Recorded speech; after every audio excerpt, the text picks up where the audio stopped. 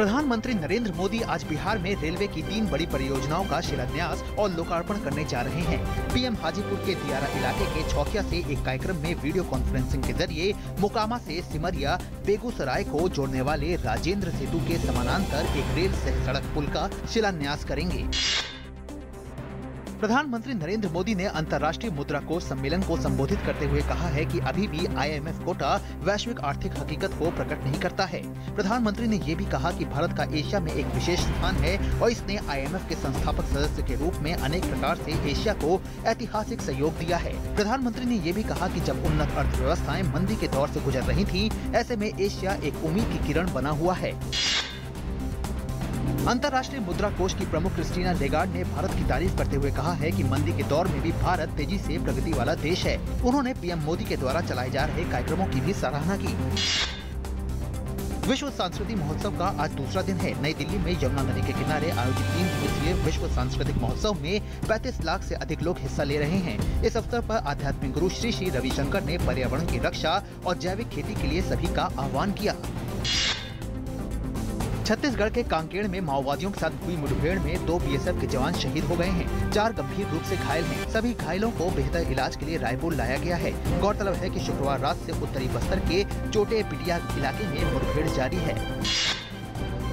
लोकसभा में आधार विधेयक 2016 पारित कर दिया गया है।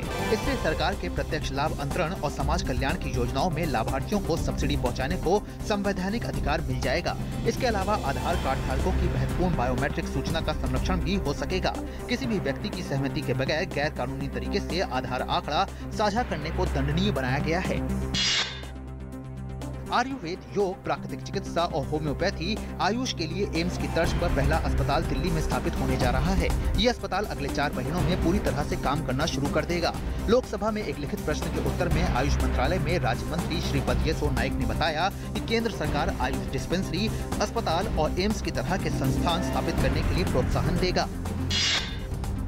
साइबर सुरक्षा के मसले पर केंद्रीय गृह मंत्री राजनाथ सिंह ने कहा है कि इसे और मजबूत करने की जरूरत है। साइबर सुरक्षा पर केवल भारत ही नहीं बल्कि पूरे विश्व को जागरूक होने की जरूरत है। दिल्ली में साइबर सुरक्षा पर राजनाथ सिंह ने कहा कि बदलता दौर इंटरनेट का दौर है और इसका दुरुपयोग आतंकवाद के लिए भी तेजी से हो रहा है। उन्होंने कहा कि साइबर अपराधों से लड़ने के लिए भारतीय साइबर अपराध समन्वय केंद्र की स्थापना पर विचार किया जा रहा है।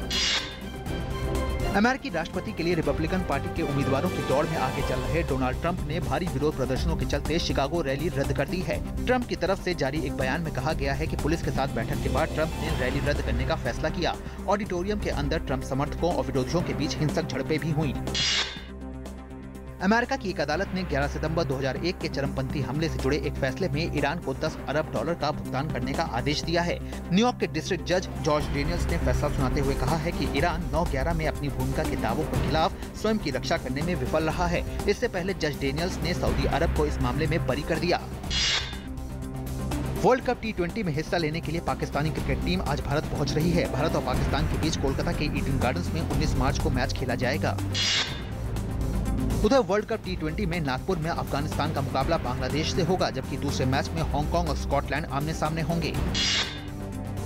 T20 क्रिकेट विश्व कप में आज भारत का दूसरा अभ्यास मैच दक्षिण अफ्रीका से है। ये मुकाबला मुंबई के वानखेड़े स्टेडियम में खेला जाएगा।